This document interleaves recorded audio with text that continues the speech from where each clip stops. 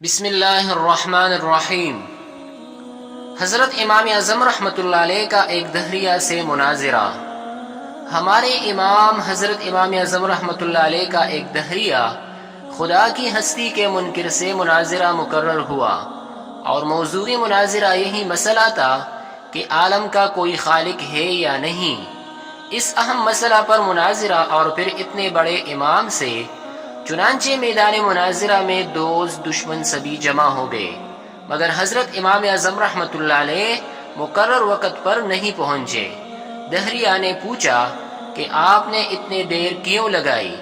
آپ نے فرمایا کہ اگر میں اس کا جواب یہ دوں کہ میں ایک جنگل کی طرف نکل گیا تھا، وہاں ایک عجیب واقعہ نظر آیا جس کو دیکھ کر میں حیرت میں آ کر وہیں کھڑا ہو گیا، اور وہ واقعہ یہ تھا کہ دریا کے کنارے ایک درخت تھا۔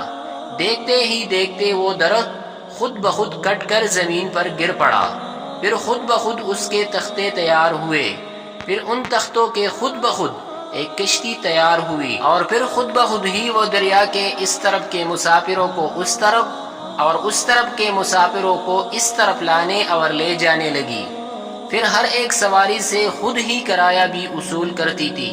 تو بتاؤ تم میری اس بات پر یقین کر لو گے؟ دہریہ نے یہ سن کر ایک کہکہا لگایا اور کہا، آپ جیسا بزرگ اور امام ایسا جھوٹ بولے تو تعجب ہے۔ بھلا یہ کام کہیں خود بخود ہو سکتے ہیں؟ جب تک کوئی کرنے والا نہ ہو کسی طرح نہیں ہو سکتے۔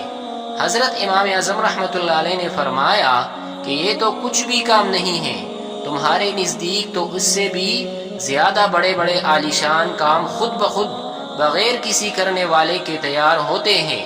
یہ زمین، یہ آسمان، یہ چاند، یہ سورج، یہ ستارے، یہ باغات، یہ ہر قسم کے رنگین پھول اور شیریں پھل، یہ پہاڑ، یہ چوپائے، یہ انسان اور یہ ساری خدائی بغیر بنانے والے کے تیار ہو گئی ہے۔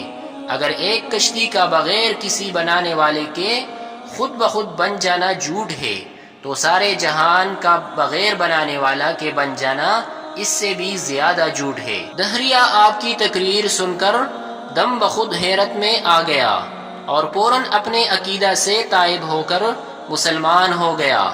سبق: اس کائنات کا یقیناً ایک خالق ہے جس کا نام اللہ ہے، اور وجود باری کا انکار عقل کے بھی خلاف ہے۔